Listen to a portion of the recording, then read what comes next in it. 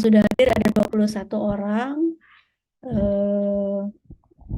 Dari MBKM berapa? 7 atau 10? 11 ya. Dan kelas reguler ini baru ada 10 berarti ya, kurang lebih.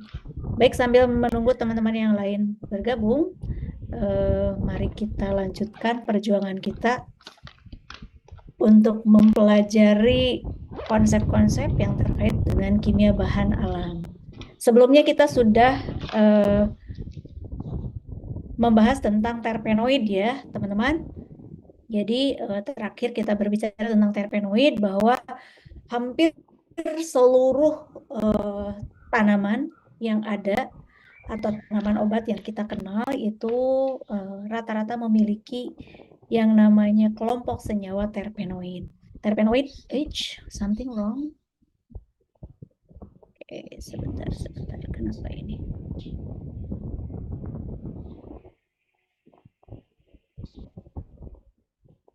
Stop share dulu.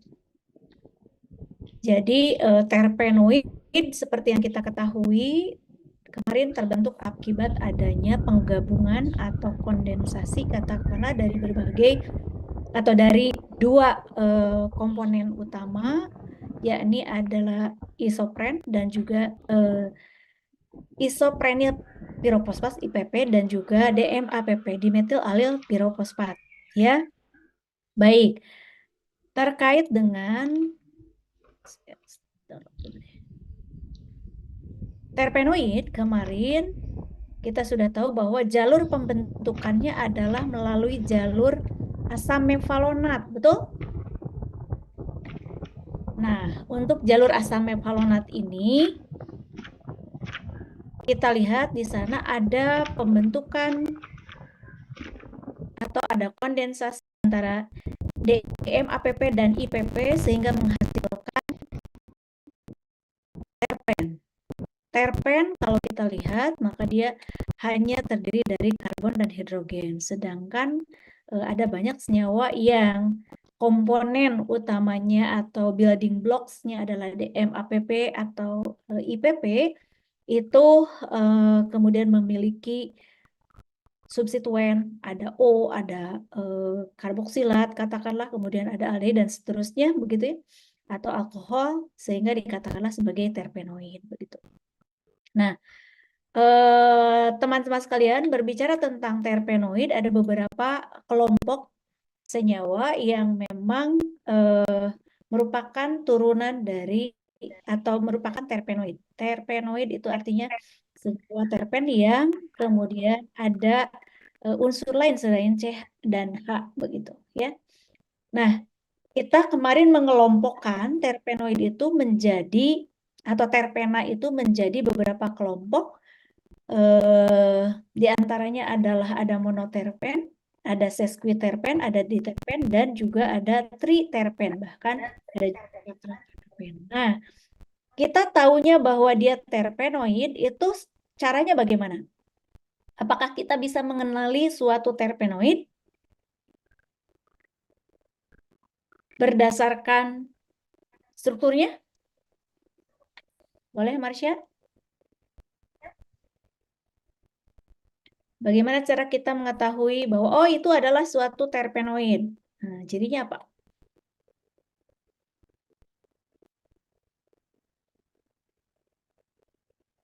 Halo Marsha, Fitri, Andika.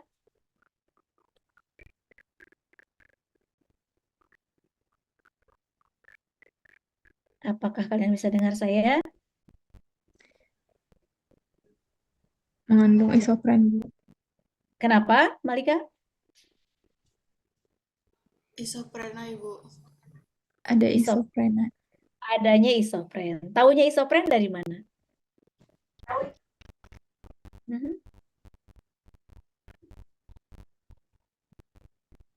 Tunggu aja.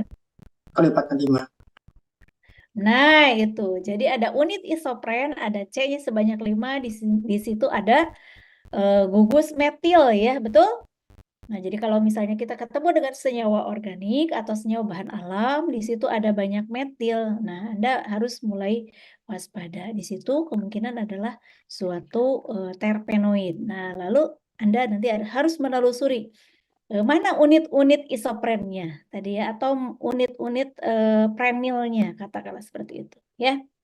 Oke, kalau misalnya kita lihat unit isoprennya ada 2, maka kita kategorikan sebagai apa? Unit isoprennya ada 2, berarti kita kategorikan Diterpen. sebagai apa? Diterpen. Diterpen atau monoterpen? Monoterpen. Mono, ya monoterpen. Kalau diterpen itu 2 kali 2 alias ada 4, begitu ya. Jadi ada 4 unit isopren yang masing-masing membentuk monoterpen, begitu ya. Dan mereka bergabung untuk unit yang namanya diterpen atau senyawa kelompok diterpen ya. Kalau suatu diterpen ketemu lagi dengan satu monoterpen, kira-kira jadinya apa?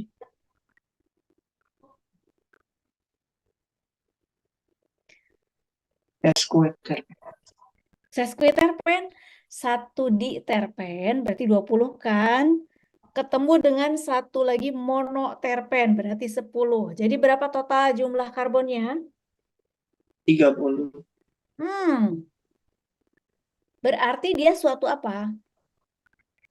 Triterpen. Suatu triterpen. Oke.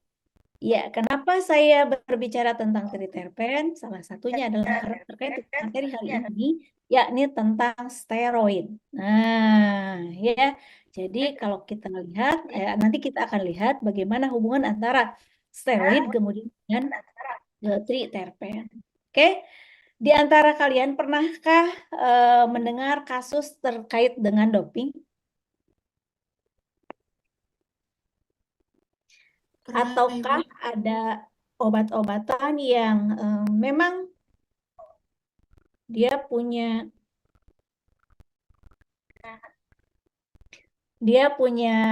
efek yang mungkin bisa dikatakan, oh dia anti-inflamasi, tapi kamu harus hati-hati. Hati-hati kenapa? Hati-hati karena itu adalah obat steroidal. Nah, maksudnya apa?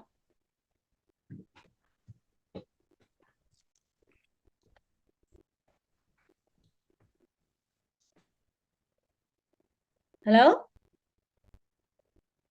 Salsabila ardelia. Oke, Firda bilang ini memberikan efek tertentu. Nah, efek tertentu, efek tertentu apa? Ibu izin jawab ya, Bu. Kalau misalkan Boleh? kayak doping, Ya. setahu Firda, itu tuh kayak bikin, apa sih namanya, atlet-atlet itu punya booster energi gitu pas lagi, apa namanya, pas lagi melakukan perlombaan gitu, Bu. Oke. Jadi berarti Firda pernah mendengar kata atau menghubungkan steroid ini dengan kasus doping ya? Bukan? Kenapa bukan? Jadi para olahragawan itu sangat dihindari atau sangat menghindari mengkonsumsi obat-obatan yang di dalamnya steroid, gitu ya. Kenapa?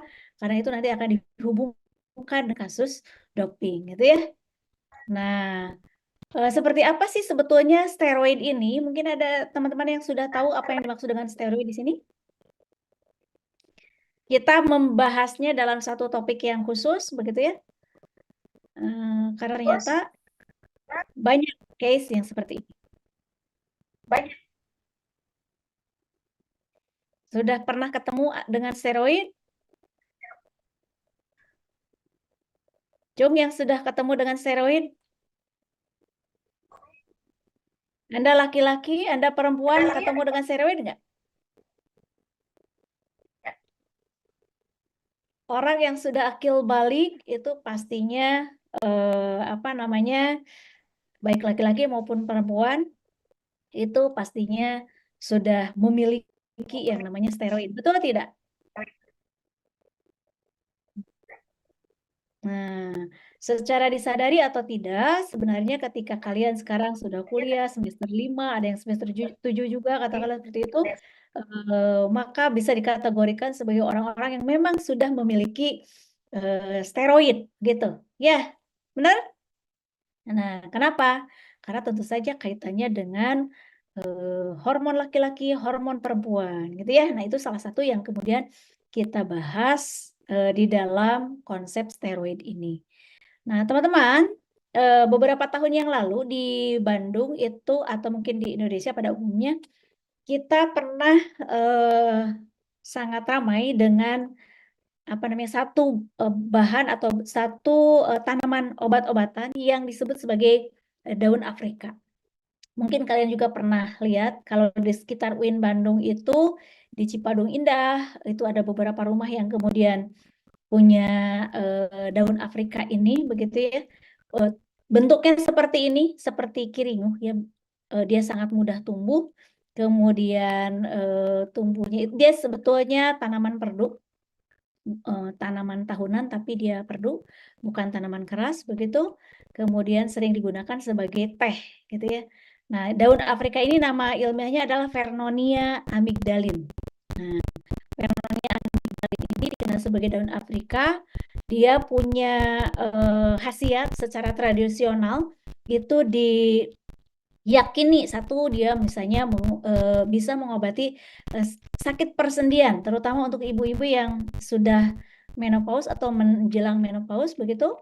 Kemudian yang kedua dia penurun darah tinggi ya. Jadi sekarang kasus darah tinggi itu sangat banyak, termasuk juga yang usia penderitanya itu sekarang masih sangat muda begitu, bahkan ada yang usia 20 tahunan gitu. Kemudian dia juga digunakan, daun Afrika ini sering digunakan juga sebagai obat sakit kepala, kemudian sakit alergi, sakit yang disebabkan oleh alergi, dan juga bahkan ada yang menggunakannya untuk diet seperti itu ya. Nah, secara ilmiah daun ini kemudian diuji atau diteliti oleh para ilmuwan, terutama khususnya bahan alam atau farmasi, dan bioaktivitasnya sudah dilaporkan bahwa dia memiliki sifat sebagai antibakteri, antifungi, kemudian antiparasit, kemudian antiplasmodial gitu ya, kemudian anti helmintik begitu, kemudian antivirus, lalu sebagai pestisida, lalu antikoagulan, dan juga anti fertilitas. Nah, ini yang menarik. Selain itu, dia juga berfungsi sebagai analgesik dan juga antioksidan.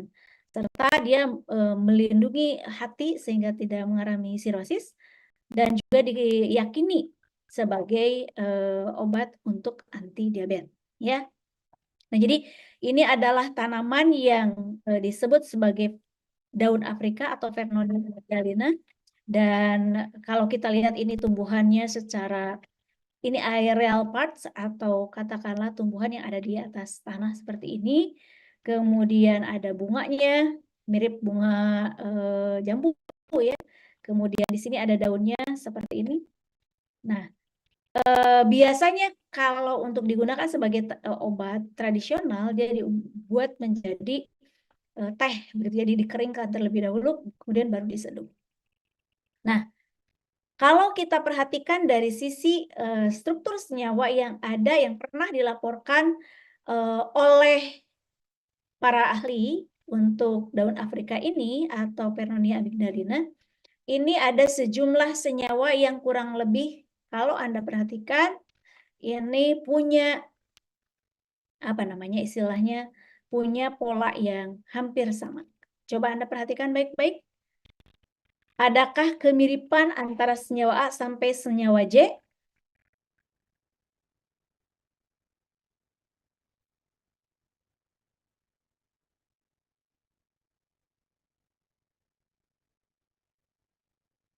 Halo? Ada.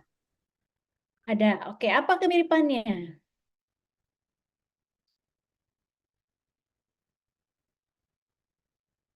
Apa kemiripannya? Misalnya antara senyawa A dengan senyawa B. Kemiripannya apa? Atau senyawa A dengan senyawa yang lainnya?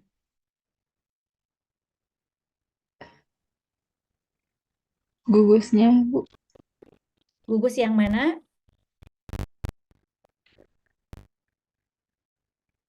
Oke, boleh gugusnya hampir sama ya. Ini ada gugus gula gitu ya. Hampir semuanya ada gulanya. Jadi berarti substituen. Nah, selain gugus nya tadi, dengan gulanya tadi, mana lagi yang sama?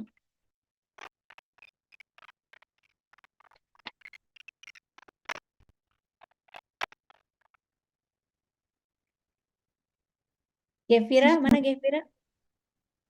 Apa yang sama dari A sampai J? Strukturnya, Ibu. Strukturnya, oke, bagus. Struktur yang mana, Dek? Eh, itu cincinnya, Ibu. Cincinnya, ada berapa cincinnya?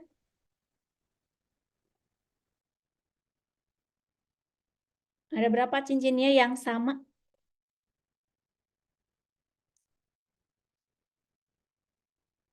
Oke, kalau Anda tandai mungkin bisa kita lihat di sini ada cincin. Ini ya, cincin bisiklo, kemudian trisiklo, dan di sini ada cincin yang lingkar 5. Kalau tadi ini lingkar 6 sebanyak 3, kemudian ada cincin lingkar 5-nya 1. Jadi berarti ada 1, 2, 3, 4 cincin. Betul nggak? 1, 2, 3, 4. 1, 2, 3, 4. Dan bukan hampir semuanya. Dari senyawa A sampai senyawa J selalu punya yang namanya cincin. Apa namanya? Lingkar. Lingkar 6 ini ada 3, kemudian ditambah 1 yang lingkar 5-nya. Ya. Nah, dan itu merupakan ciri dari atau apa namanya, karakter dari struktur steroid. Gitu ya. Nah, sehingga bisa dikatakan bahwa daun Afrika ini adalah kaya akan steroid. Nah, jadi komponen utamanya adalah steroid. Nah, jadi kalau ditanya dari struktur yang tadi, apa sih sebetulnya yang dimaksud dengan steroid ini? Boleh dibaca, Fitri?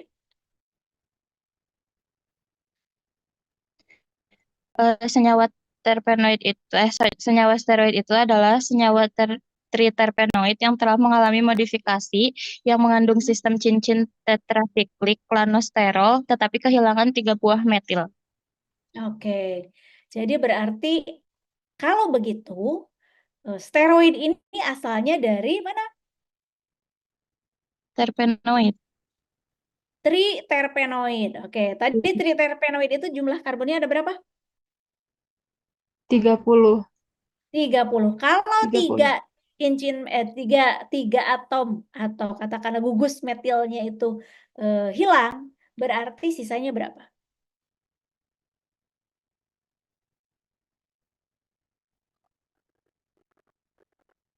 30 kurang 3 jadi berapa? 27, Ibu. 27. Nah, jadi berarti bisa dikatakan bahwa steroid ini adalah modifikasi dari atau senyawa hasil modifikasi dari triterpen atau triterpenoid ya. Ini adalah apa namanya, contoh dari steroid. Ada kolesterol ya. Anda lihat kolesterol. Kolesterol itu berarti ada O-nya. O-nya itu pasti ada gugus. Gugus apa? Alkohol. Alkohol atau ada gugus hidroksi. Nah, ini ada harus kenali di sini ada gugus hidroksil begitu ya, atau hidroksi pada cincin yang pertama begitu ya. Jadi kalau kita lihat ini adalah kolesterol, ada lingkar 6 sebanyak 3, maka disebut trisiklik begitu ya. Dan di sini ada 1 siklik lagi untuk yang lingkar 5. Nah, kolesterol adalah salah satu contoh dari steroid. Gitu ya. Dan di dalam tubuh kita ini ada yang namanya kolesterol gitu. Nah, sebagaimana kita ketahui karena tadi ini cincinnya adalah lingkar 6 dan ikatannya adalah ikatan tunggal, maka ini dikatakan sebagai sikloheksan, betul? Nah, jadi kalau sikloheksan maka dia nanti akan memiliki karakteristik yang sama persis dengan sikloheksan tersebut. Maka nanti kan kita akan kenal ada hidrogen, ada oksigen yang atau hidroksil yang memang ekuatorial gitu ya. Ada juga yang aksial dan seterusnya. Jadi sifat-sifat yang ada pada apa namanya? Cincin sikloheksan itu juga ada di dalam steroid. Ya, nah sekarang pertanyaannya, bagaimana sih biosintesis dari steroid ini? Nah, kita akan bicarakan pada bagian berikutnya ya. Nah, sebelum ke sana kita lihat apa yang dimaksud dengan steroid. Ini tentu dia tadi kita lihat dari contoh-contohnya, dia punya kerangka dasar, punya struktur tadi yang sama gitu ya. Yang kita sebut sebagai struktur A, B, C, dan D, atau cincin A, B, C, dan D. Ya, cincin A, B, C, dan D ini asalnya adalah dari 1,2 siklopentan fenantren. Jadi berarti di sini ada cincin fenantren, yaitu cincin lingkar 6 sebanyak 3, ya. Susunannya seperti ini, seperti di dalam fenantren. Tapi kemudian dia berfusi dengan 1 siklopentana. Nah, jadi berarti ada cincin A, B, C, dan D. Ini adalah siklopentan fenantren. Nah, kita lihat tadi di dalam struktur steroid itu bukan senyawa aromatik, betul nggak? Kalau bukan senyawa aromatik, berarti dia senyawa siklik atau asikloalkana. Nah, karena tadi yang aromatik ini adalah 1,2 siklopentan fenantren, maka di sini tentu saja kalau kita lihat sudah tidak ada lagi ikatan angkat 2-nya dan namanya menjadi 1,2 siklopentan per hidrofenantren. Bisa dikatakan bahwa cincin utama atau kerangka dasar dari steroid ini adalah hasil oksidasi dari, bukan oksidasi, hasil hidrogenasi dari 1,2 siklopentan fenantren, ya. Makanya ada perhidrofenantren. Nah, tadi sudah disebutkan bahwa steroid itu dia memiliki jumlah atom karbonnya 3 lebih sedikit daripada triterpenoid. Berarti ada 27 atom karbon di situ, ya. Nah, susunan yang 27 itu antara lain memang akan menjadi kerangka dasar tadi, ya. Nah, yang membedakannya apa? Nah, tentu saja adalah rantai sampingnya, begitu, ya. Nah, berdasarkan hasil penelitian para ahli di bidang kimia organik bahan alam, ya, mereka kemudian melakukan identifikasi dan juga mengumpulkan sejumlah steroid, dan kemudian dia ini memiliki bioaktivitas. Nah, berdasarkan efek fisiologis yang dihasilkan oleh steroid ini, maka kemudian steroid dikelompokkan. Yang pertama adalah kelompok dari sterol. Jadi yang ada OL-nya tadi, ada OH-nya. Dia berfungsi sebagai insulator dan juga sebagai bahan baku, artinya bisa mengalami modifikasi lebih lanjut. Ya. Kemudian ada dari kelompok asam-asam empedu, dia berfungsi sebagai emulsifikasi untuk lipid, jadi untuk pembentuk emulsi dengan lipid.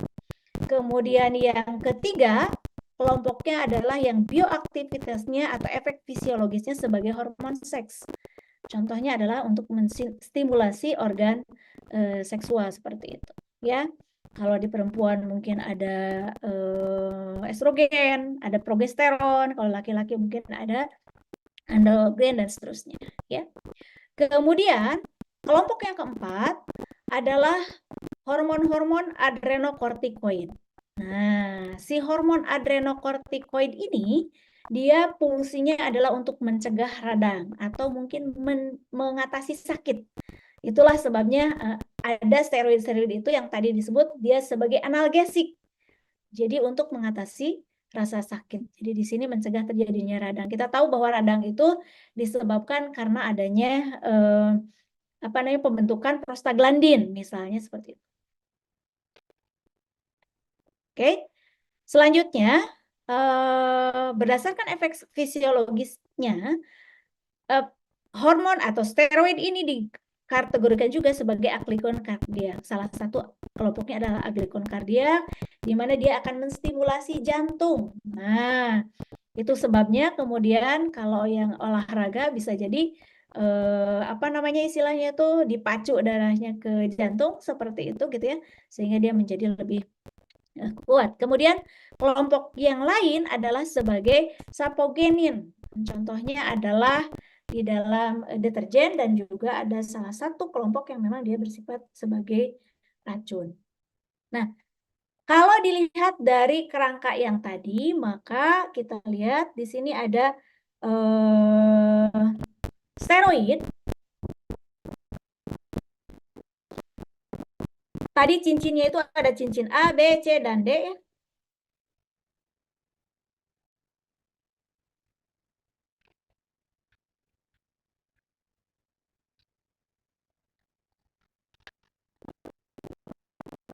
Ada cincin A, B, C, dan D ya. Cincin A, B, C, dan D ini semuanya adalah suatu siklo, baik sikloheksan maupun siklopentan. Nah, ketika berbicara tentang sikloheksan dan siklopentan, tentu saja nanti akan terkait dengan sifat-sifat dari sikloalkana tersebut atau sikloheksan tersebut. Ya, kita tahu bahwa kalau untuk sikloheksan dia punya yang namanya atau yang kita sebut sebagai konformasi, betul nggak? Konformasi apa yang paling stabil dari sikloheksan?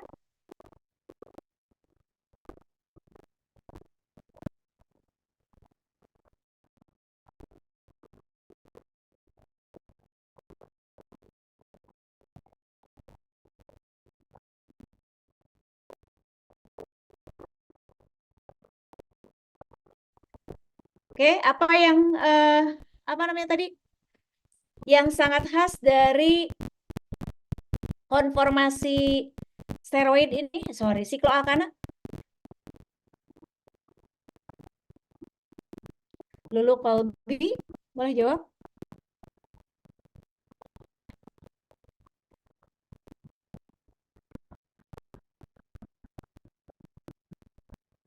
Ada Lulu?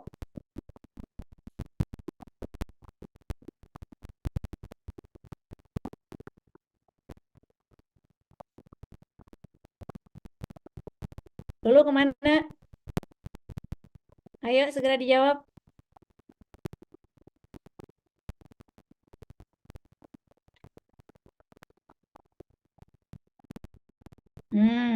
Ayo dong. Kalau tidak ada Lulu, Rizky Novianti. Kalau tidak jawab dianggap tidak hadir ya, Dek. Karena nggak ada gunanya. Hadir, Ibu. Nah, sok atuh jawab.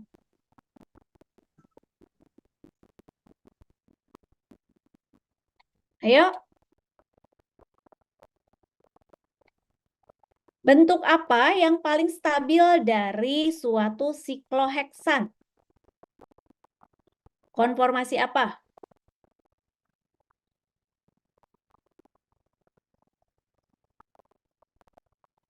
Anda masih ingat? Konformasi Heksana kursi, itu Bu. kursi, oke. Jadi kursi adalah salah satu konformasi yang paling stabil yang dimiliki oleh suatu sikloheksan, betul? Nah, di sini Anda perhatikan baik-baik bahwa A ini adalah sikloheksan, B juga sama sikloheksan. Nah, A dan B ini namanya berfusi. Atau bisa dikatakan dia berfusi, bersatu. Ada dua atom karbon yang merupakan irisan antara cincin A dan juga cincin B. Gitu ya. Nah, di dalam steroid itu dikenal yang disebut dengan dekalin. Tahu dekalin? Deka itu 10, gitu ya. Kalau Anda perhatikan, ya berarti ada 10 sisi di situ. Oke?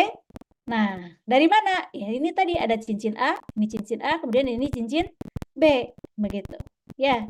Jadi dua cincin yang berfusi itu menghasilkan dekalin. Nah, tetapi dekalin yang ada ini ada dua jenis. Ada transdekalin dan ada cisdekalin. Coba tolong perhatikan baik-baik. Apa yang membedakan antara transdekalin dengan cisdekalin? Berdasarkan strukturnya.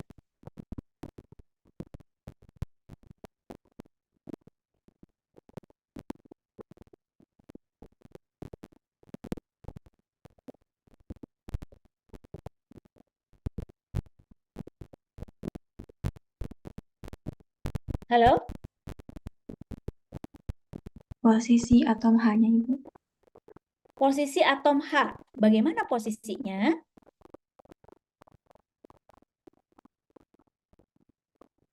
Bagaimana posisinya?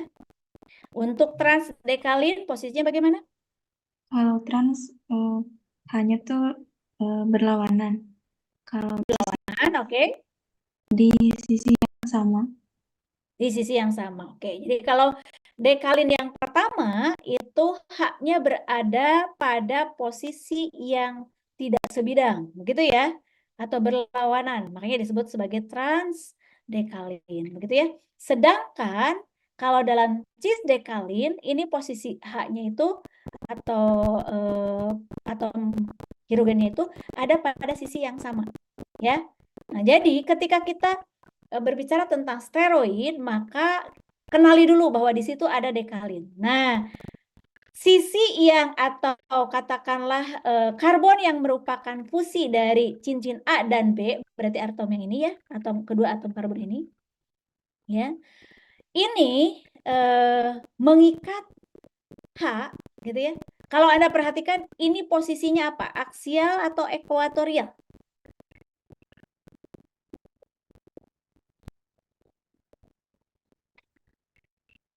Lihat di transdekalin. Posisinya bagaimana? Aksial atau ekuatorial?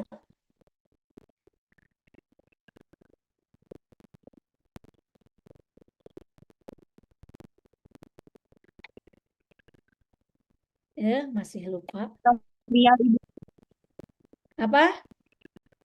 Ekuatorial. Yang benar, aksial atau ekuatorial? Yang trans itu aksial, Ibu. Yang trans itu adalah aksial. Jadi istilahnya itu tegak lurus begitu ya. Tegak lurus terhadap si bidang ini begitu.